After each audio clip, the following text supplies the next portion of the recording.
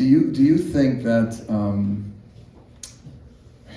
things have changed? I've seen a big change, and some of this is very positive. That women today have had to compete in some more aggressive parts of the economy, and in doing so become, I'll say this in honor of Rabbi Shmuley, who couldn't be here. So he very much believes, he said this a few times, that the purpose and the goal of Judaism is actually to feminize the masculine. But what's happened in our society is just the opposite. What does it mean to feminize the masculine? Man's nature, the Talmud says, is to overpower, it's to overcome, it's to conquer. Whereas a woman's nature, and I'm not saying there aren't exceptions, generally speaking, a woman's nature is to nurture. And you can just look at the way a person is formed, right? A woman takes as the egg, and the sperm fertilizes the egg, and she nurtures it within. And that is the ultimate way actually to grow in our relationship with Hashem, not to impose something foreign from without, but to develop something from within. What's happened to in our society is because women have thankfully been allowed into the workforce as equals, they've had to compete and become more aggressive. And it's not like you can just turn that off when you go out on a date. And I've heard a couple of guys saying they're really looking, even though they're 2023 and they're pretty progressive, they're really looking for more of a classic feminine type. But if you're meeting somebody that has to be a little more aggressive in the workplace to be successful, to be competitive, do you find that that's an issue? Do you find that men want to hunt, women don't want to be hunted anymore, and that is a problem, like that we have to go back? I'm asking. I'm not saying I really. No, I think it's incredibly confusing now. I think it's confusing, but I actually believe in that. I think that maybe it's my old school Georgia values, but I think it's confusing to people. But that is essentially, it's still the same. I still think men do want to hunt. I hate Bumble. Okay, I mean, I'm sorry for the dating app. I just hate it. I really believe that ultimately men, and I actually think men like to chase. I think they like it, and I think we like to be chased. And I've seen a lot of confusion on first dates when it comes to paying. Men will tell me they don't think they should anymore because a girl told them, I'm an independent woman, let me pay for myself. And it's confused people. I had a client come to me where he said, I tried to open the door on a date. She goes, I can get the door myself. And it's very confusing because I actually think it flips the natural order of things in a way that it really shouldn't. And it's really important to kind of articulate what you need instead of just judge or base it on past experience or base on one date you had. You then are going to apply that to the next person. I always say it's not the next person's fault. So if you have a bad first date, please don't take it onto the next one. But the same thing with the gender roles, and it's super confusing. I've dealt with it my whole life because I think that people think, oh, she's very strong. She's an independent businesswoman. I do always want to work. I never want to be the barefoot, on kid number 10 in the kitchen, and I'm never out in the world ever again. I don't have a voice, and I always want to work. But the thing is I think even the strongest women have their little feminine moments.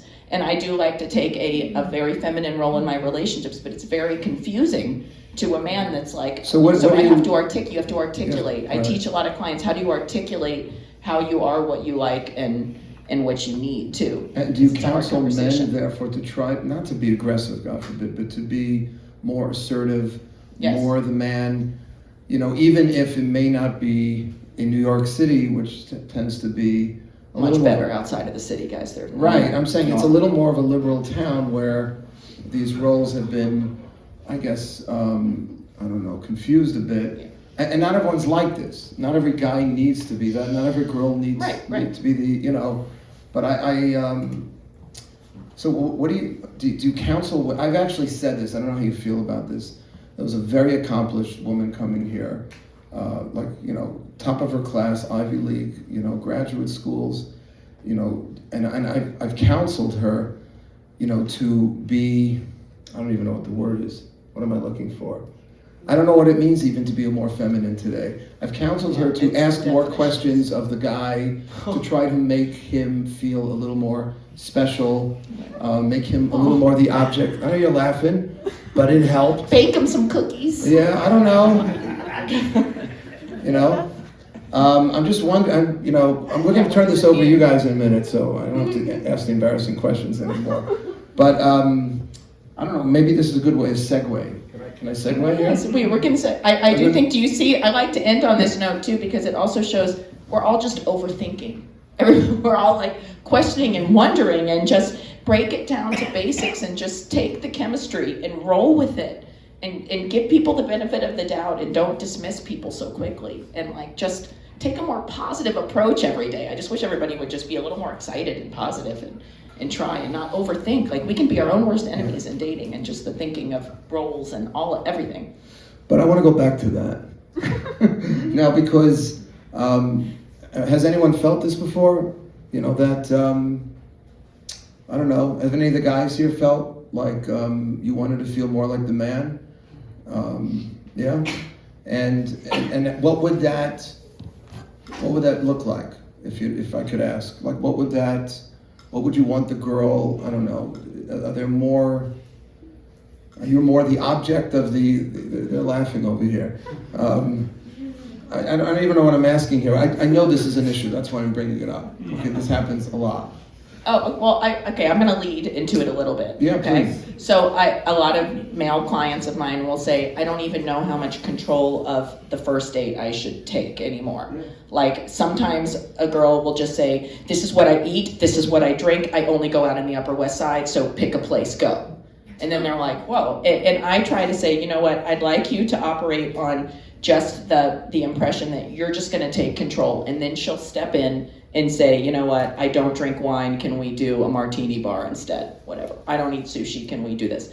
So I'm trying to, but men are now telling me I'm confused. I don't know if they want me to be spontaneous, and I just say, nope, you're just going to plan the date. I'd rather you go in and take control of something, and then she can always come in and voice her opinion. But the confusion is when I see things just not go very well.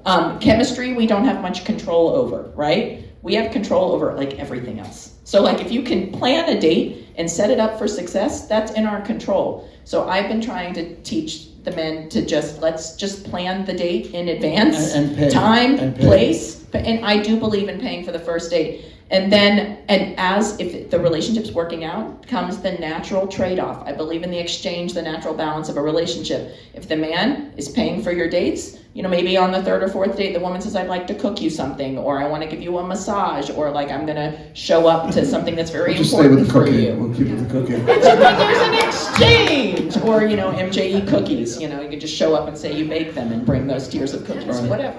But There's some it comes very in good massage exchange. places. But I'm a big believer in first date, the man should pay. Okay. So, Remember, the first date should just be a drink. Okay, to keep it simple.